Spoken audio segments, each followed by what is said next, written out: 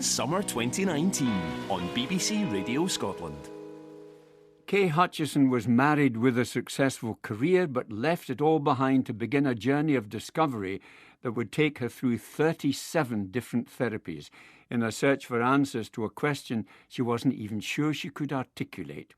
Part memoir, part guide, it's a journey of self-discovery through astrology, silent retreats, past life regression, shamanism, and countless others. And author Kay Hutchison joins me. Welcome, Kay. Thank you for having me. Now, what set you on this particular journey? I mean, what were the events that prompted it? Well, I think at the time I didn't actually know what had prompted it. And I think part of my journey through all these therapies was trying to tease out what had gone wrong in my life. But I can tell you that I think there were two very big events in my life. I was very, very close to my family, especially my mother, and she got cancer. And after 4 long, miserable years, she died. I was still working in London and travelling up and down to see her. And I don't think I had fully dealt with her death. It was just so horrendous because you're so focused on, looking after my father, doing everything we could for her.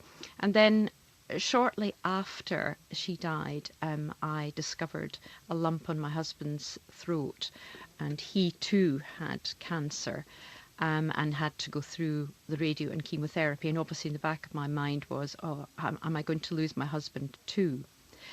So I think, looking back, I think it makes you realise what is important in life, I think is the thing to say, because it really shakes you to the core. And basically I just kept working really, really hard, harder and harder and harder. And then one day after my husband had recovered, and we were kind of picking up this routine of things that we did and way we behaved, and I just couldn't do it. The things that we were doing in life seemed empty, meaningless, and I didn't really understand what was going on, but I had to get away. The overriding thing was I kind of ran away, and I don't know why, but I just needed to be on my own to figure out what was going wrong. And you embarked on this extraordinary journey through these therapies. I mean, but you come from a Scottish Presbyterian background. I'm wondering if you ever heard a stern voice from your past disapproving of what you were doing. What do you think you're doing here, Kay? Definitely. Oh, definitely. And actually, in a way, I'm glad it wasn't in Scotland, because I don't think I would have done it in Scotland, because everyone is very, very, stiff upper lip. Get on with it, deal with it, and smile and work hard and just nose down. And actually, I think I was able to do this without too much judgment initially. And I hid it away for a while as well, because I thought, maybe I'll get over this. Maybe this is just a blip. But actually, I moved out. I just lived on my own for several years. But I think my Scottish Presbyterian background was always coming back at me and criticising what I was doing and judging what I was doing. But the voice in my head, or whatever I'd learned growing up, was very, very strong. So I had that in addition to actually doing something which was totally out of character. And there were some fascinating explorations. I mean, the shamanic trip to the Sahara Desert and the pyramids, for instance. I mean, tell us about that one. That's a particularly exotic one. It is. Well, I came to it through a past life regression, which appeared to be taking me back to like Mesopotamia, all these kind of very exotic things. And at the end of the past life regression, she said, I went on a shamanic meditation trip. You might be interested in that. So I turned up. It was a completely all German group apart from me. We slept in the desert in sleeping bags for a whole week. But here was me in the middle of nowhere in a sleeping bag on my own in a dune miles away from the camp, because you just went and found a spot. And it was the most marvellous experience, but it's slightly scary as well, because you're kind of in the middle of a complete empty desert. It's a bit strange but wonderful. But I think the highlight of that trip was going deep into the inside of a pyramid's largest pyramid, Giza. And at a certain point, the sort of short stay tourists were thrown out of the pyramid, and we were allowed to have the pyramid to ourselves. And we walked down all these steps, in through the labyrinth of shafts. Just seemed like an endless, endless trip through all of these steps and shafts. And eventually we found ourselves squeezing through this very roughly cut hole, which went into the central pyramid, the king's chamber. And we all lay down inside. The lighting was switched off, the air conditioning was switched off, and we sat in that space in this utter silence, in this special, special place, and had a meditation. And then we all sat there after this wonderful meditation, waiting for something. But he left us in this silence, just enjoying this special energy of the place for what seemed like a very long time.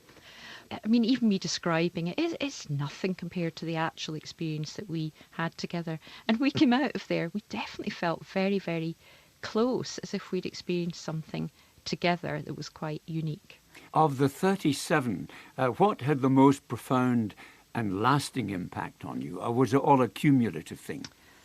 I think it was cumulative, because a lot of them had meditation in them and religion and spiritualism. But I think the one that was a kind of breakthrough experience for me was the silent retreat.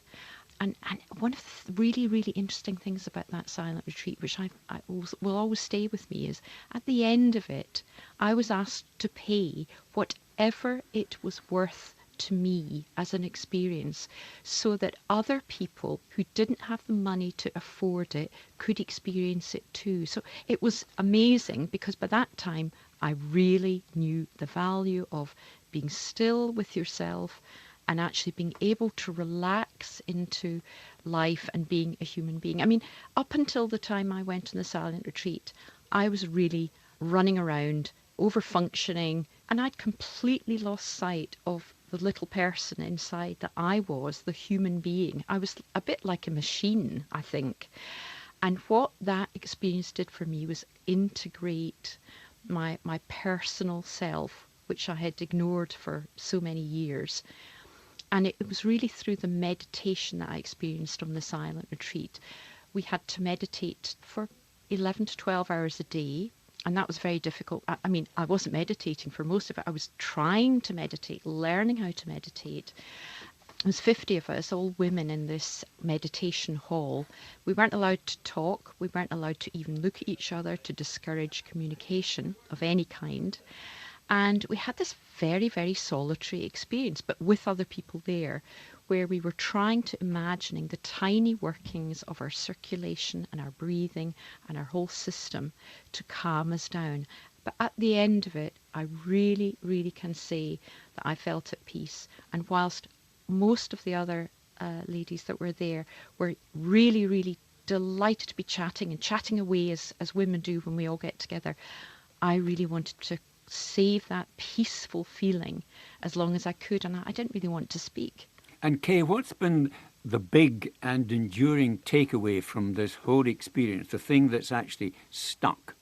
I think it's this thing that I see it in so many of my friends and people that talk to me about the therapies that I did, that there is a tendency in today's world to be out there just doing things, especially with, social media and the disconnect and the lack of real person-to-person communication makes us very distant from our spiritual selves. And I think the takeaway is that actually everyone needs to nourish themselves and nurture themselves as a person and remember how amazing we are as a human being. And it's not just about doing things, rushing around, being successful.